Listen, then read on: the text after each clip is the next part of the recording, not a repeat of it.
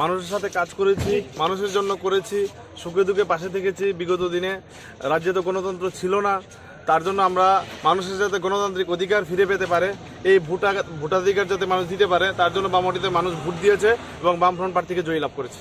সারা রাজ্যে বামফ্রন্টের ভরাডুবি, সে বিষয়ে কি বলবেন?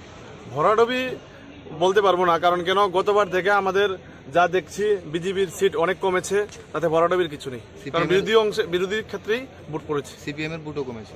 সিপিএম এর ভোট কমতে পারে, আমরা এখনো পুরোটো রেজাল্ট আসেনি, অনেক গণনা চলছে, গণনা শেষ হলে বোঝা যাবে কে কত ভোট পেল। নির্বাচনের আগে আপনাদের আসন সমঝোতা ছিল কংগ্রেসের সঙ্গে, সেই ক্ষেত্রে সেই যে ফর্মুলা কাজ হয়নি সেটা নিয়ে কি বলবেন আপনারা?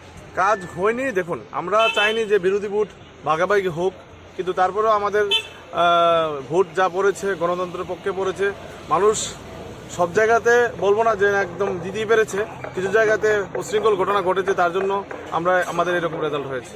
প্রথমবারের মতো আপনি বিধানসভায় যাচ্ছেন, আপনার এলাকাবাসীর জন্য কি কি কাজ করবেন না রাজ্যবাসীর ক্ষেত্রে? এলাকার জন্য দেখুন, এলাকার জন্য কি কাজ করব, আমাদের যদি সরকারে রেজাল্টটা তো এখনো আসেনি, সরকার কে গঠন করছে, যদি সরকার গঠন করে মানুষের স্বার্থে যা যা আমরা প্রতিশ্রুতি দিয়েছি সেই প্রতিশ্রুতি মোতাবেক আমরা বিগত দিনে যা বামফ্রন্ট সরকার করেছিল সেই রকম ভাবে আমরা কাজ করে যাব।